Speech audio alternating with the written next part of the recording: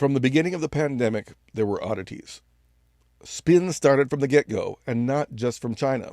Stories changed, rationales changed, and the data, of course, changed, which is to be expected, but the reporting on the data was often deceptive. And then there's the models. Models that make climate science look like settled science.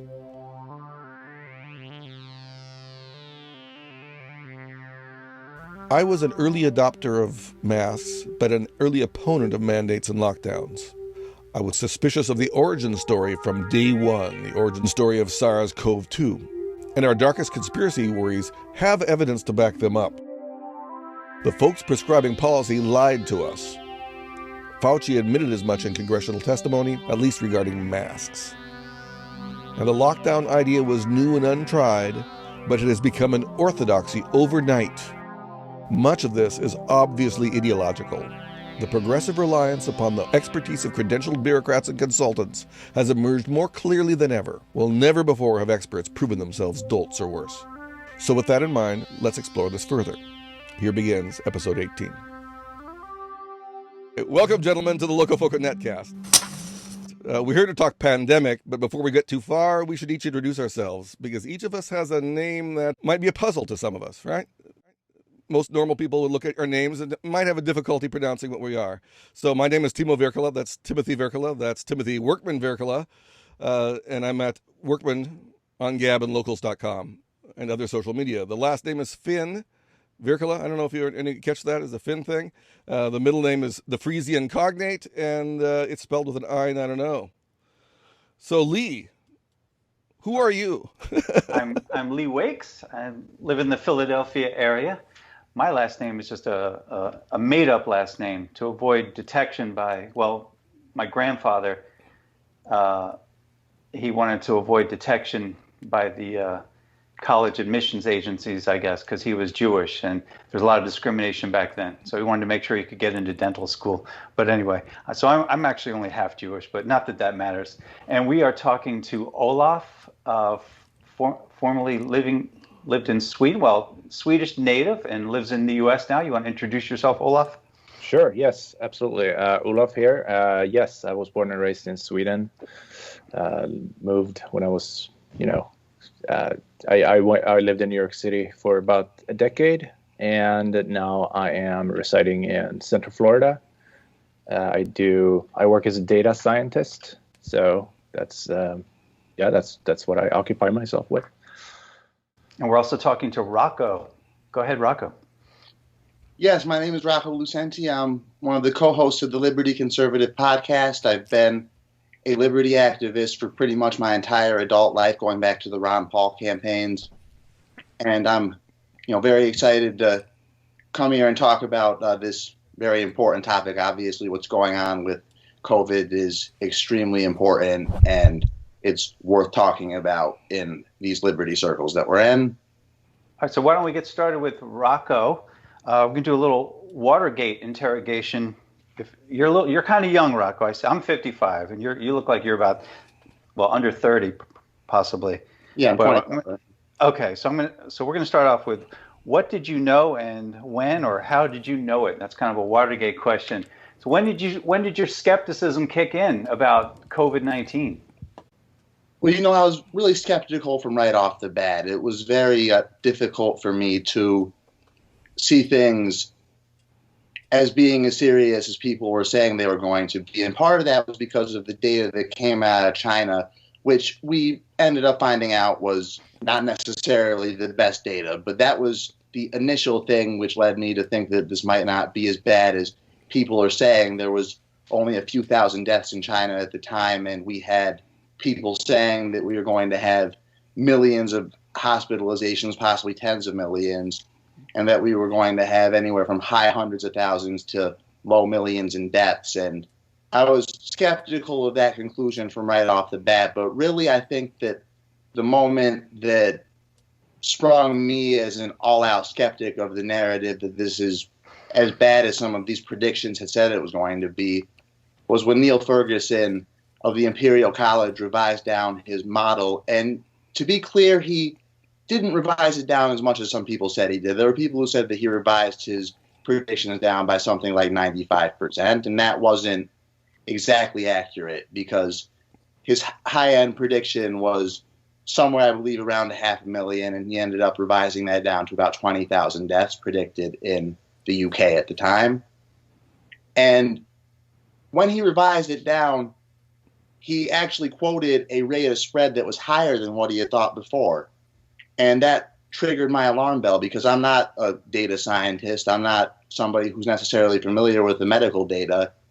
But if the rate of spread goes up and your death count for that rate of spread goes down, then it seems to me that you've really revised down your model. And it's something that never got resolved so much in the popular conversation, but it started to trigger my skepticism toward this. And then the next big moment that really put me over the top was in mid-April, when the hospitalizations in New York peaked around 18,800, and the ICUs, I believe 2 or 3 days later, peaked at around 5,200. And we were being told that we were going to need, tens of thousands more hospital beds, up to 50,000 more hospital beds than what we had in the state. And it turned out that our existing capacity, those stretched in New York City for sure, and they had to go to surge capacity. And there was even a little bit brought in that got used at very low rates. It got used nonetheless, but it was at a very low rate. But it wasn't what we were told that it was going to be, is the point.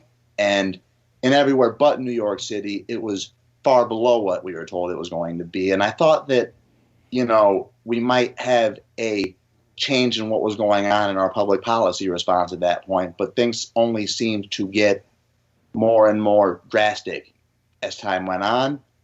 So, I'm sure we'll get a little bit more into that. I think that's a good enough introduction for how I got there. But I really was a skeptic from the beginning, but it sort of escalated as time went on. Right. Well, I'm sure you're familiar with the former New York Times reporter. He left before he would have been fired, I suppose, if you've seen the recent letter from Barry Weiss. Well, she wasn't fired, but I think she saw the writing on the wall. Anyway, if you're familiar with Alex Berenson, he said that he was actually a little frightened based on some numbers that he was seeing coming out of China. But then again, he probably thought they weren't that reliable anyway. We can all put ourselves on guard, at least, just in case. And so he said he was a little scared, but then he started to look at actually the King's College numbers, in fact, because he looked at the fact that it was mainly old people that were dying, sort of started his spidey senses tingling, shall we say. Anyway, Olof, what turned you into a skeptic? Right. So, yeah, I agree with a lot of what Rocco said. And I think the most important part to remember here, the paper coming out of Imperial College in London was never peer-reviewed.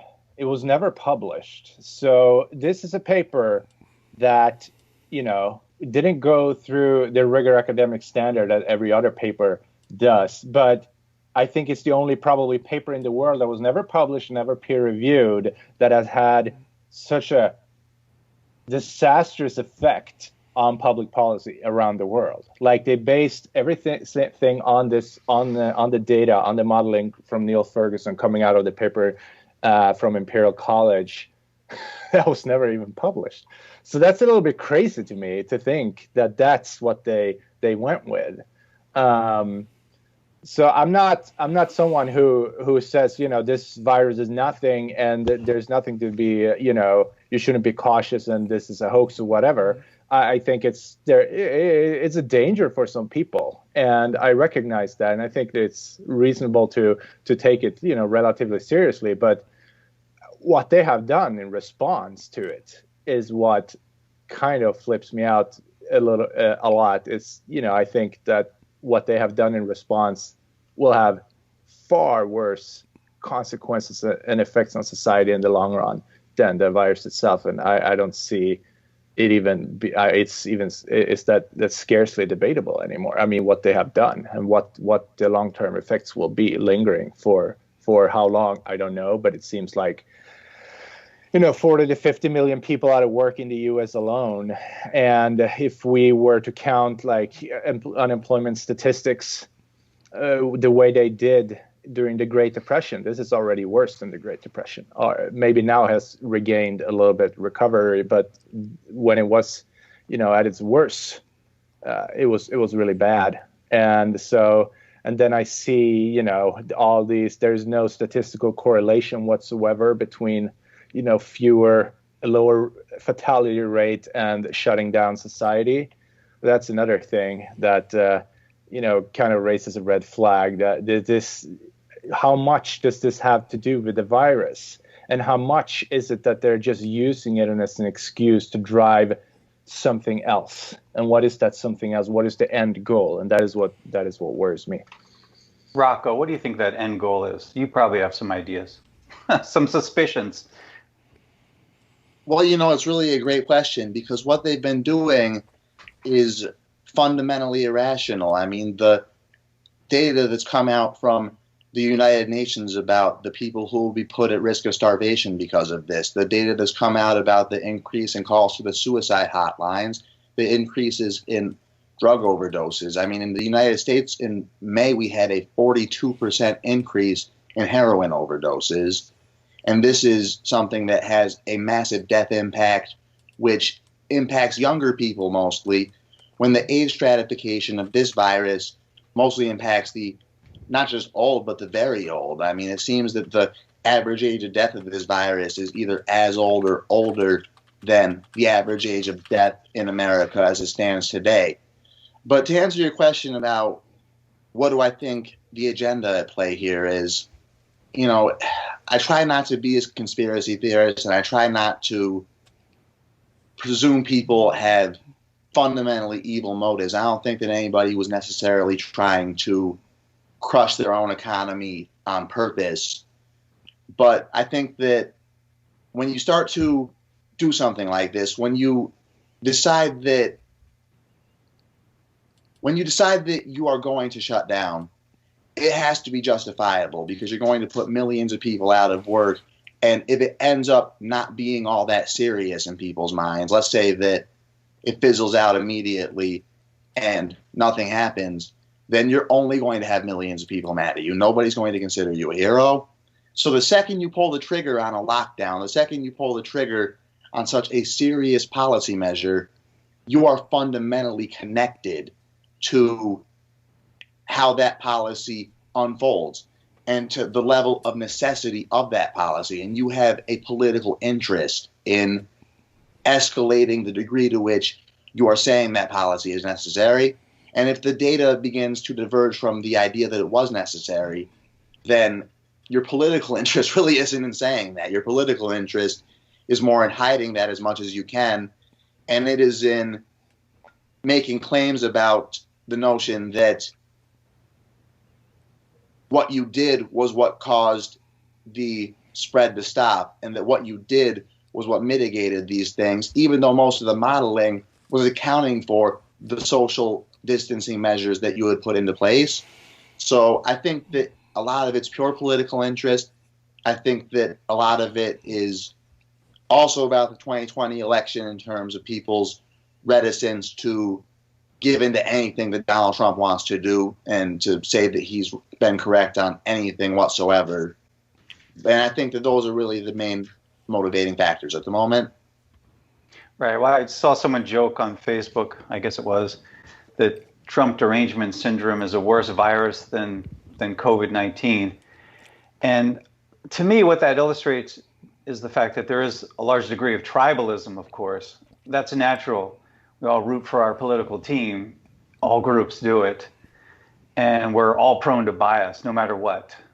I mean, we imagine we're being objective, but it's really hard thing to do because we're all fallible human beings, right? But it's interesting to me that those, the typical Karens out there, as they're mocked, that are, have this Trump derangement syndrome or orange man bad or whatever you want to call it, or just not even necessarily politically motivated. They don't necessarily have to be for or against Trump. I think they were thoroughly convinced that this was a genuine threat. And then once they're on board with that, you have a difficulty convincing them that it wasn't really anything close to the threat that they thought it was. And getting people to back away from those type of commitments is very difficult. And I found that phenomenon interesting. I mean, we see it all the time with regard to many different public policy issues, but I just find that that's a big problem out there. So it's not even an issue of partisan politics per se, or it is in a sense. They join together so naturally, right? So once you have someone who's already partisan, and then they're convinced that the COVID-19 is a genuine threat and Trump isn't doing his job or somebody's not doing his job, then you get this strong emotional factor involved, and it's hard to dissuade people that we should abandon the lockdowns. And people get backed into a corner as well. And I tend to preach the idea that we should welcome these people back to the fold of rationality, whatever you want to call it. I mean, sure, we can point out the devastation, but we don't really want to put that burden on them necessarily, because that's guilt. That's a lot of guilt. So to get people to, don't we really just want to get rid of the lockdowns, right? And so, but when you introduce the partisan aspect and you want to blame people, this is your fault, you've destroyed millions of lives, nobody wants to take responsibility for that. Don't you think we need to give these people an out? Would you say so, Rocco or Olaf? When you opt for something like this, when you opt for a draconian measure like this, and then you have to stick with it. It's very hard to scale back and admit that you're wrong, because now your political career is at stake. You lose credibility, and you might lose your career might be destroyed in the next election. You don't want that. So what the psychological pattern seems to be is that instead of doing the right thing, is that they double down on it. They double down on the same thing because they have to stick to it now. They have to find any justification possible to prove that, they did the right thing, even though they know that they didn't, because otherwise it might have very, very bad consequences for them, in their future career in public office, holding public office. And I think that's one thing that drives them to never give up this position. And that's why, of course, everybody, love the most hated country in the world right now is Sweden. The country that the leftists, the progressives used to love and praise for everything that they had, now suddenly have turned around and they hate them. They hate them for not wearing masks. They hate them for not mandating masks. They hate them for not imposing a lockdown, and try to find any sort of reason to write a smear piece and attack them from a dozen different media outlets. So it's very revealing to see what kind of tactics they're using to justify what they have done. Why don't you talk about Sweden? Sweden is often compared to Finland and Norway and Denmark in terms of the number of deaths, and they are drastically different, it appears. Yeah. Can you speak to that, though? Right. No, absolutely. I mean, if you compare to Finland, Norway, and Denmark, Sweden looks pretty bad. But if you then were to compare to other countries who had some of the most strict, like home arrest, quasi-home arrest measures in place, countries like Italy, Spain, the UK, Belgium, and others too. And then you go to the US and you look at the states who were the most restrictive, who did, the most draconian stuff too, like New York, New Jersey, Connecticut, Massachusetts, Maryland, Illinois, Pennsylvania, and I'm probably missing some here, but Sweden looked very good compared to those states too. And they had far stricter measures in place. So it's comparing Sweden to just, you can cherry pick. I mean, I can play that game too. I just did. Is it possible to explain the difference, though? Why did Finland and Norway and Denmark do so well, relatively speaking? Right. Yeah, I'm not sure exactly the reasons, but one of the reasons why Sweden's death toll is much higher than theirs is that Sweden did not manage to keep the virus out of the nursing homes. That is that was pretty bad. What happened? Like it came in almost half. Some say it's more. Some say it's 60-70%. That's not the numbers I've heard them tell me, but it wouldn't surprise me if they were hiding these numbers, because it was pretty tragic. But around 50%, and that's numbers that they have admitted to, of the fatalities have occurred in these places. These are very, very old and fragile people. Right. And the tragedy here is that it doesn't come as a surprise to me, because these places are poorly run to begin with. They're very poorly run. They're all run by the government. I hear bad stories every year of neglect in these places of the elderly. And there are huge numbers in these nursing homes compared to some of the other countries.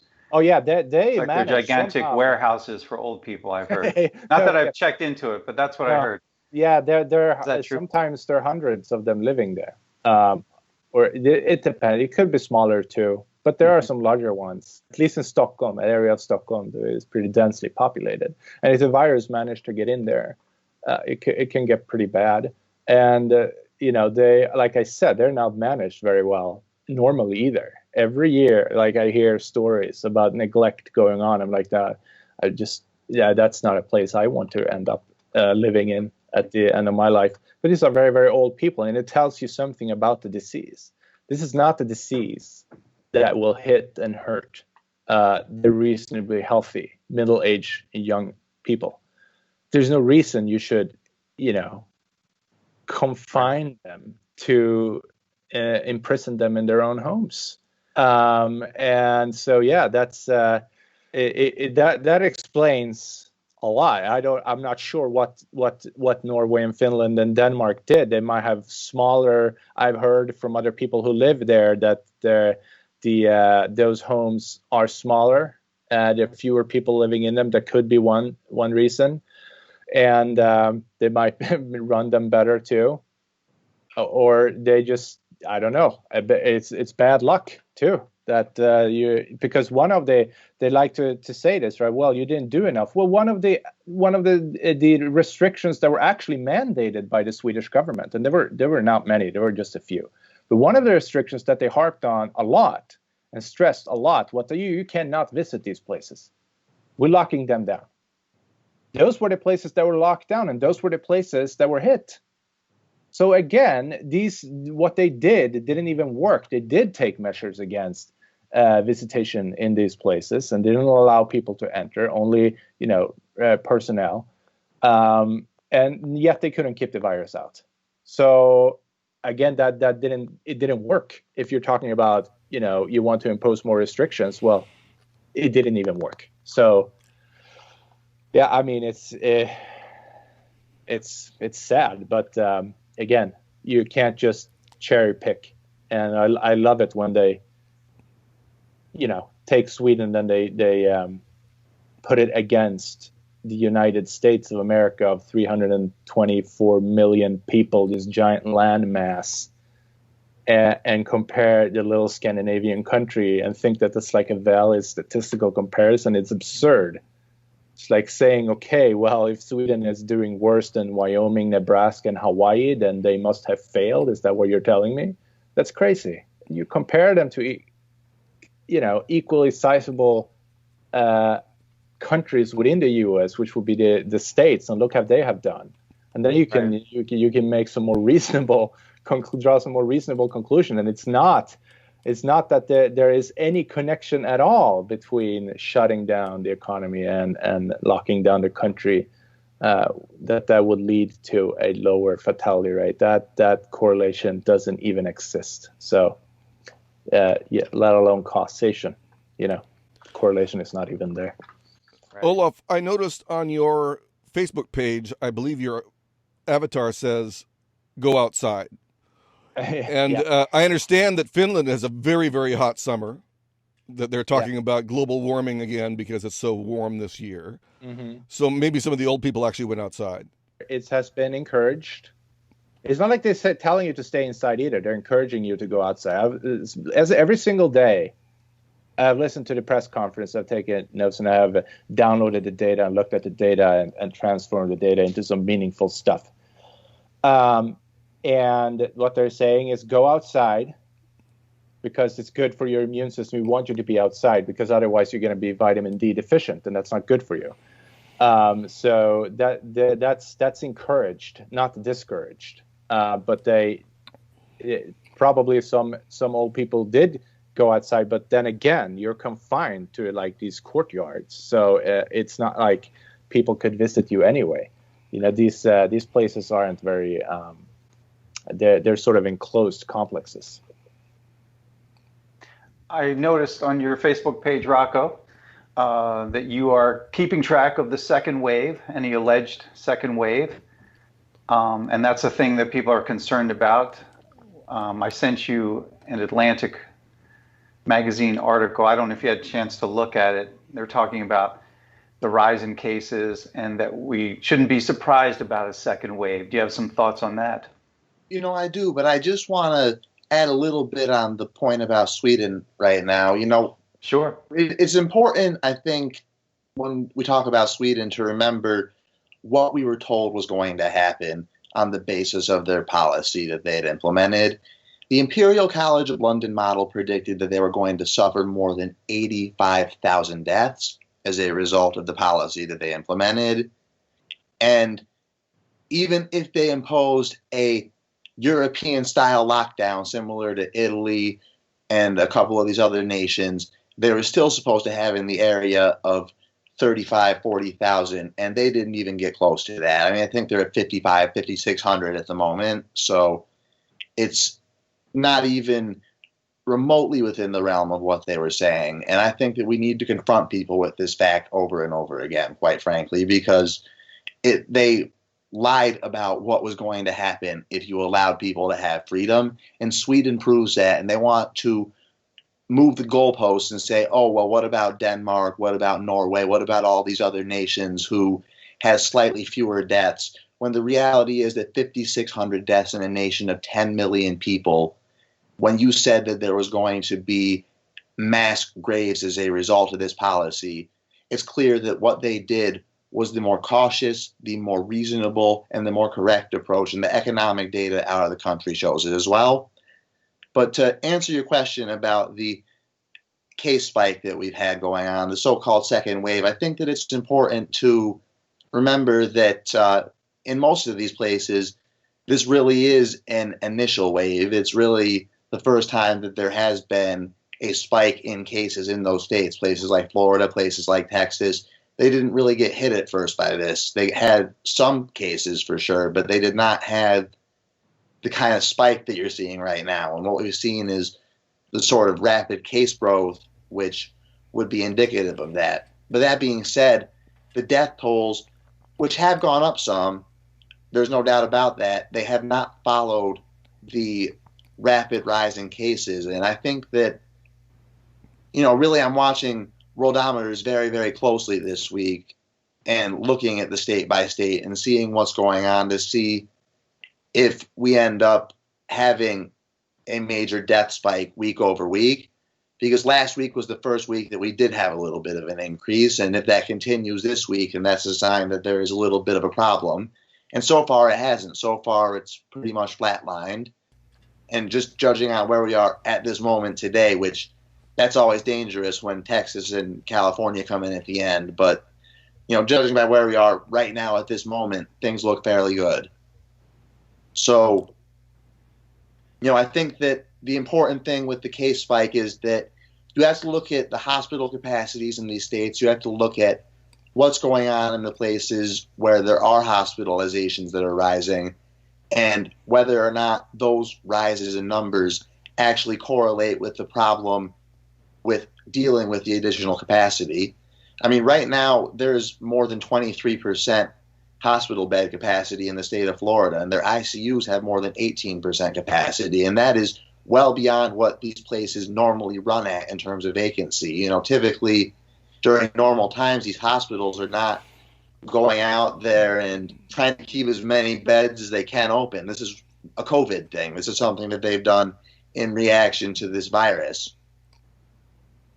So I Right. think it's important to remember that the hospital capacity is the real issue. This is what they told us we needed to lock down over. And if it's not a problem in the places where we're having these case spikes, which so far it doesn't seem to be, there seems to be plenty of capacity at the moment. And if it continues at that rate, then I think that it's just more of an argument to continue to reopen the country.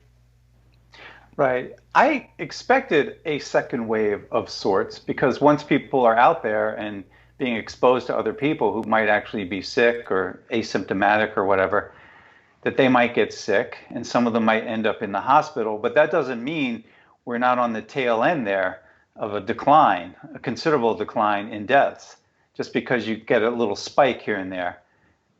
So there's a little bit of triumphalism, as we see in the Atlantic article that I mentioned, but that could be extremely premature.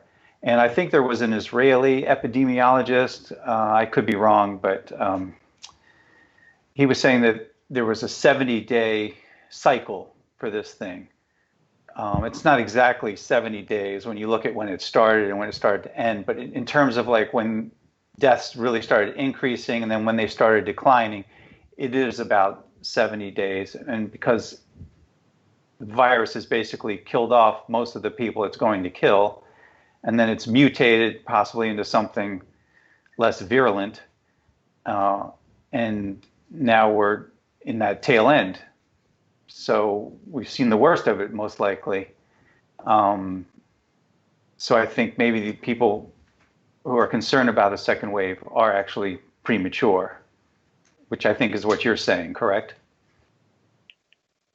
Well, I think that it's more than they're premature. I think that this whole thing has been a bait and switch from the very start, because the fact of the matter is that we were told that the reason to lock down, the reason to put these measures in was to preserve hospital capacity so that people did not have a situation where they're showing up to the hospital with a serious case of COVID and not being able to get a hospital bed. And people need to remember, I live in the state of New York, and our lead COVID expert, his name is Michael Osterholm. And back in March, he did an interview on the Joe Rogan podcast where he went out there and said that we could have anywhere from 2 to 24 million hospitalizations in the United States as a result of the coronavirus. And it seems right now that we're around 350,000, between 350 400. It's a little bit difficult to tell because the numbers change every week, but it's far, far below, multiple times below what their lowest case estimates were. And, in New York, they got it wrong enough, but in places like Oklahoma and places like, Tennessee and some of these Midwestern and Southern states, it was even more embarrassingly off base than it was in states like New York. So I think that, we really have to keep that in mind, and we have to remember that this whole thing has sort of been a bait and switch from the very start, and that if we want to make sort of the correct argument in favor of not having these lockdown measures, in favor of not creating these policy measures which have destroyed a lot of people's lives, then we need to remind people of what these things were actually designed to do. We were not supposed to be doing this to try to end all death of COVID. We were actually told at the start of this that there was no way to lower the death toll, and that lowering the death toll was not something we were going to be able to do, and the point was to spread it out. And ironically, it seems like places like Texas and Florida have spread it out, and now they're getting a lot of crap for that because they have Republican governors. But it is what it is, and I think that at this point, it's to parrot Alex Jones, it's an info war. It's a war of information, and we need to get out there and we need to push the relevant data and the info that is actually pertinent to the danger of this to people, and remind them of how we got here, what was promised, and what actually unfolded.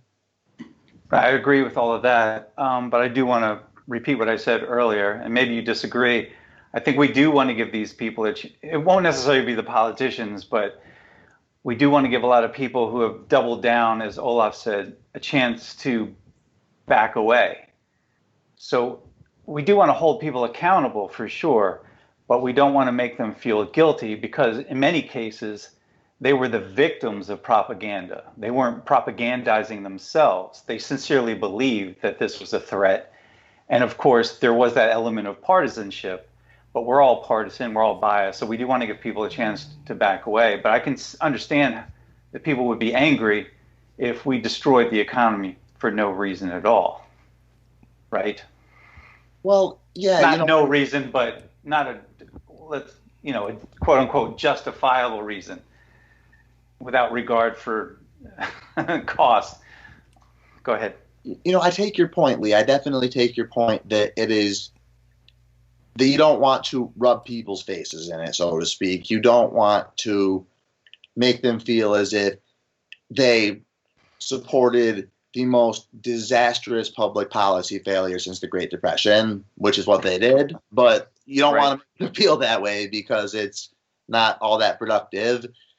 But at the same time, we've gotten into a situation where the unfortunate truth is that this has become political, and it's highly political at the moment. I don't think it was necessarily at the start, but with where we are right now, I think that if you are the average Republican voter, you were sort of more predisposed just based on personality, based on ideology, based on a couple of factors to look at this as something that we could get past hopefully very quickly and reopen the economy up and try to get things back on track. And I think that you had trust in the president in many cases, and that sort of influenced your thinking in that regard. So I think that a lot of Republican voters came around very quickly, also in part because there were many of us who were deeply resentful of these measures from the very start. And I think that when you have that core group who are on your side typically, who are making these arguments, it's very easy to go to their side. But when you are on the other side of the aisle and the only people who are making these arguments are people who you perceive as your political enemies, then admitting they're right on this might mean admitting they're right on other things, admitting that they're right on some crucial issues, and that, you go down a slippery slope in your mind of what you might have to concede to if you concede on this one issue. And I think that really holds a lot of people back. And I think that it really prevents some people who are more partisan from, taking a stronger look at the evidence. And it really is unfortunate. Right. Unavoidable, though, right? Well, I think it is unavoidable in one sense because we're dealing with something deeper than partisanship, aren't we, really? Because we have here is that progressivism is on the line.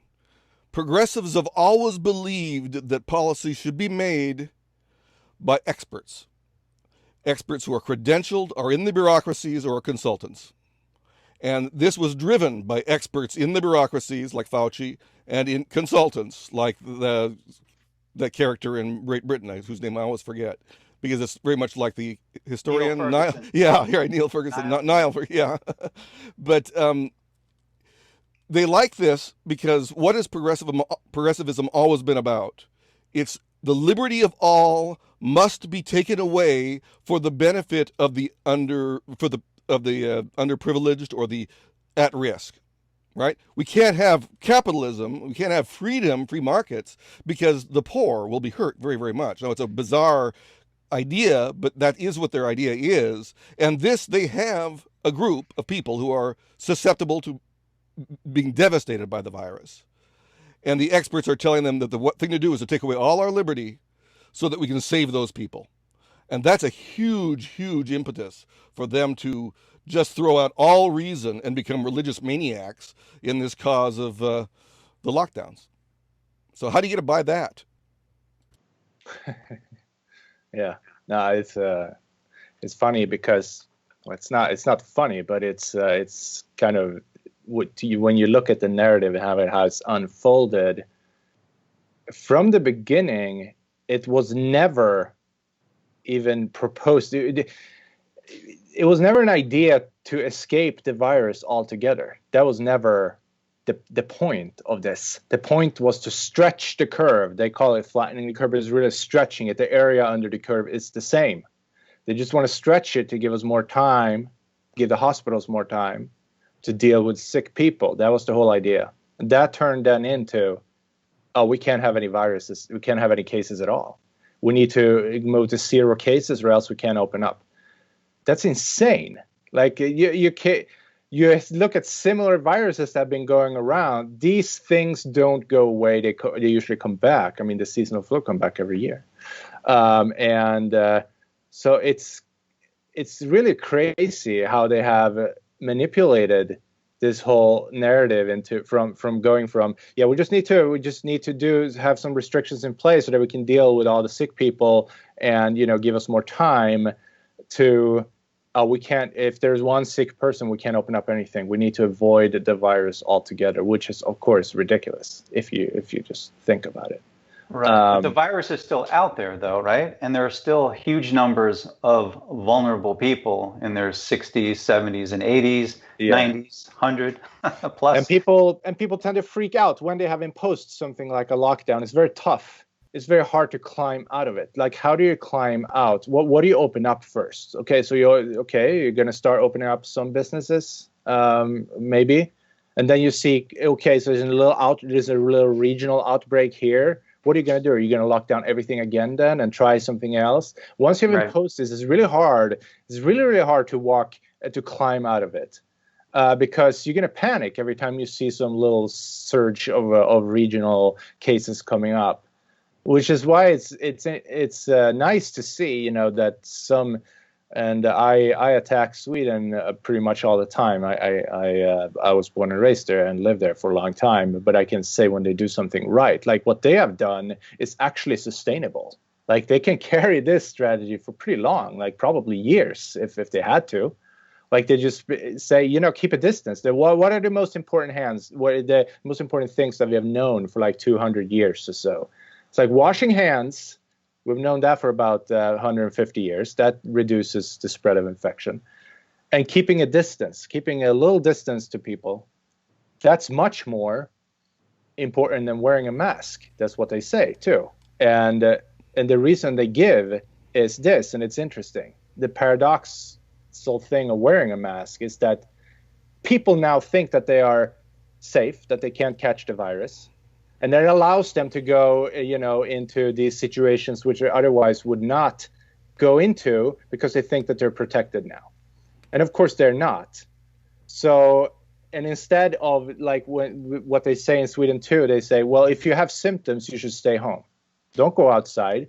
If you have symptoms, you don't put on a mask and go outside because that's not going to do anything. That's not going to, people will get sick, you'll spread the disease.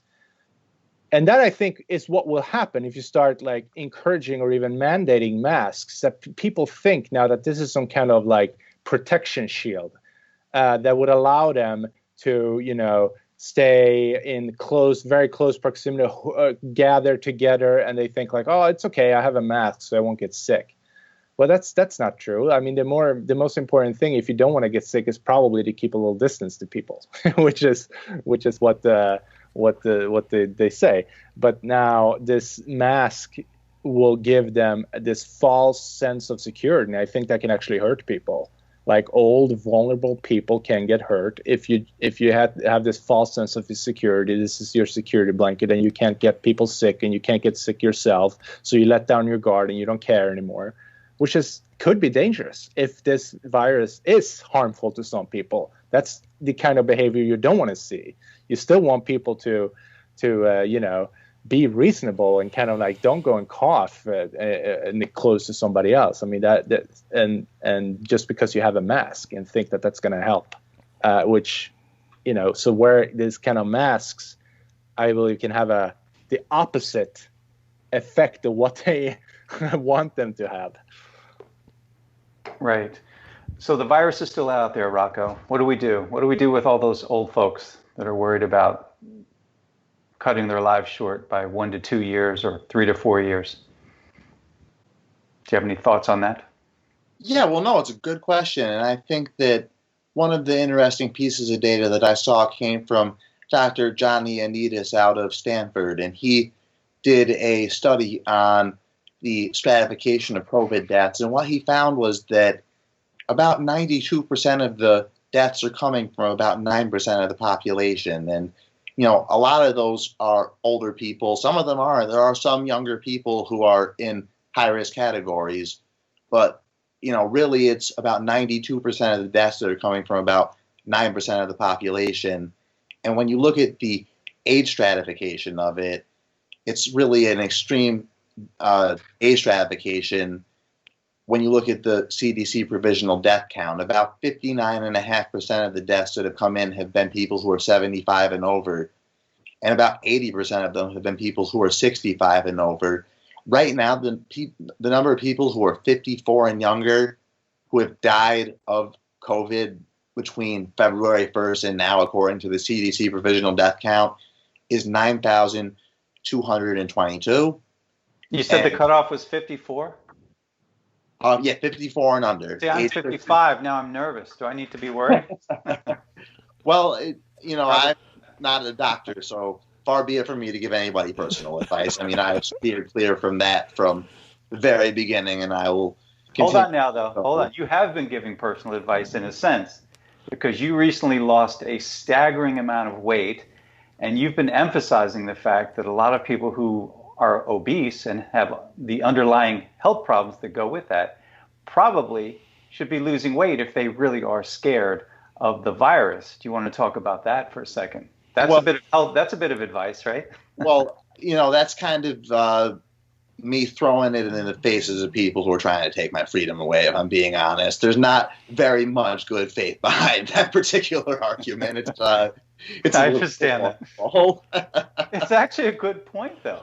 It is a good point. No, it's a valid point, and it's a completely justifiable thing to say that if you are somebody who's going to tell me that I am a jerk for refusing to wear a mask, because in all candor, I do. I refuse categorically, the only exception being when I am in my business capacity, because I have a fiduciary duty to, you know, put my personal preferences aside in that case. But in my personal life, I've been completely civilly disobedient on this point, and I'm in a state where I can face fines or jail time on it. And, you know, when people say that I'm a jerk for doing that, and they were obese when the pandemic began and they gained 30 pounds since, and they're telling me that I'm putting them at risk, it's just hypocritical and it's just ridiculous. And I have gone through an experience very recently which shows me that they can, in fact, do something about it.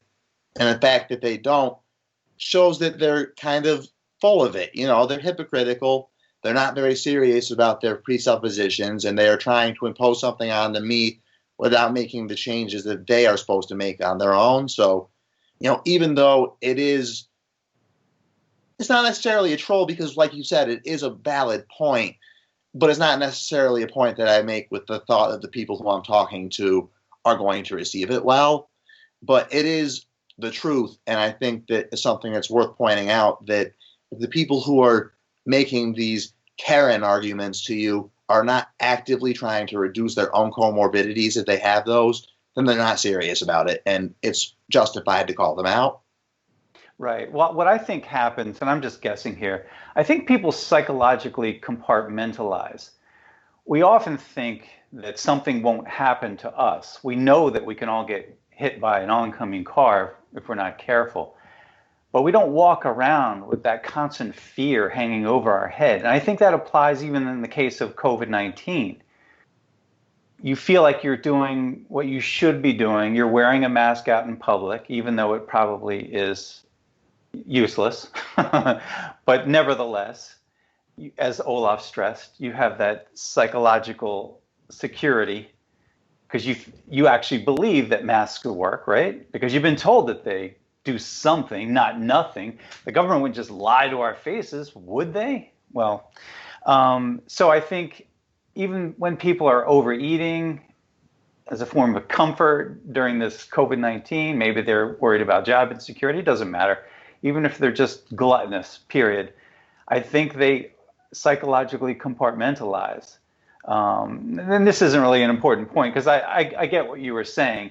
If you're aware of the threat and you're concerned about the threat, you should be concerned about reducing your risks in terms of your health. But I still feel like people say to themselves, so unconsciously in a way, well, that won't happen to me. I'm doing really what I need to be doing. So I'm not too worried about that. So I think it becomes ineffective in a way. But I think if you bring it to people's attention, then they might think for a moment, hey, wait a minute, he has a point. Maybe I should be taking another, going for a walk after dinner, doing a little more exercise, et cetera, or doing any exercise for that matter. So I think it's a good point to make, but we have to be careful the way we make it, I suppose. Well, what's interesting, Lee, is that if somebody made that argument to me and said, well, I don't think it's going to happen to me, in most cases, my argument would be, yeah, fair enough, you're probably right. I mean, if you are somebody who is around my age, which most of the people who I interact with typically are, if you're somebody who is even in their 30s, 40s, and you're, obese, but not extremely obese, you're not sitting there at 400 pounds, you're not in class 3 obesity. The truth is that your risk factor, in addition, is not all that high, according to the studies that Johnny Anitas has done. So I don't really begrudge people who are obese and getting fatter for thinking that it's not really an additional risk to them in a major way to die of COVID. In most cases, they're probably correct if they don't have other serious comorbidities. But I think the point is that if you're going to make that argument, then you then have to accept that me living my life as I see fit and doing so in a way that might, in your mind, cause you a higher risk to contract this, even though I don't think there's any real evidence of that. I mean, even the CDC, you'll notice they never say that this will protect you. They say that it may protect you in every single statement they make. But, right. If you think that this is going to protect you, that's fine. But you should be protecting yourself more in that case. And if that means that you have to be reducing your comorbidities, then, at least you're being consistent in that case. But when you want me to take protective measures, but you won't take protective measures on your own, that's when I start to get, a little bit upset at the hypocrisy. Sure, that's understandable. I think we should probably wrap up at this point. I think Olof has another engagement. We appreciate both of you coming on and sharing your thoughts. Any final comments, Timo or Olof? Yeah, I think it's funny. I agree with Rocco, when you have people at the grocery store, I don't know, if you have somebody who weighs 300 pounds at the grocery store and complaining that you're not wearing a mask and think that you should be mandated wearing a mask, then I think I should be allowed to just go and grab all the soda out of your cart, all the frozen pizzas out of your cart, put it back where it is, because we're all in this together. You can't go around being obese. Like, should I have to pay with my tax dollar for your hospitalization? Come on. We're all in this together. You can't buy those things. Put them back. Right. That's an element of progressivism right there. Yeah. We're all in this together. Yeah, I mean, the health of the nation is at stake. Yeah. So, no, I mean, it's amazing. I think the people below 50 in Sweden, of all the fatalities now that we have like 5,500, 1% have been people below 50, the age of 50. 1%. I mean, that's like 55 people. So, yeah. And they probably had underlying illnesses, right? Oh, yeah. I mean, any of those cases? Probably. I don't know exactly how many, but most likely, yes. Most likely, almost all of them did. They were either obese, they had diabetes, high blood pressure, or some other autoimmune disease, or they were cancer patients or something like that. Yeah. No, this is a disease for a specific group of people that you can make an effort to protect. But it's unreasonable to think that you can just shelter everybody in their homes.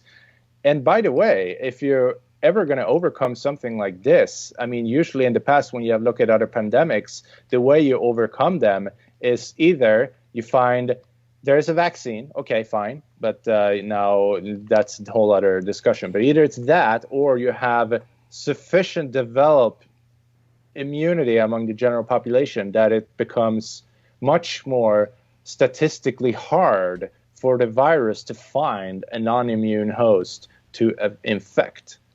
And I think that's pretty safe to say now, if you look at the curve of the virus, the infections rates, and also ICU rates and fatality rates in Sweden, that you can see a clear effect of some type of herd immunity that exists. Like 2 of my brothers had COVID in Sweden. They're fine, and they have antibodies now, and that happened to a lot of them. So the more of those people you get, when the virus can sort of plow at a slow but steady rate through the healthy population, and that population develops a shield to protect the vulnerable, that could also be a desirable effect. Even though that's not the primary goal of your strategy, that could very well be a byproduct of your strategy and a favorable outcome. Well, I think we've hit the herd immunity threshold. And we've therefore covered the most important bases. And I really thank both of you, Olof and Rocco. I appreciate it. Thank you. Yes, thank you both. So there we have it. Sic transit Gloria LocoFoco. There endeth the 18th episode of the LocoFoco Netcast. I want to thank, once again, Rocco and Olof, and Lee C. Waaks, who did the yeoman's work for this episode. And of course, at LocoFoco, we have only yeoman and no yes men. You can find LocoFoco Netcast at LocoFoco.net, which is the SoundCloud host. You can find it as a podcast on Apple, Google, Pocket Cast, and Spotify, and other podcatchers. The community is at LocoFoco.us and LocoFoco.locals.com. Thank you.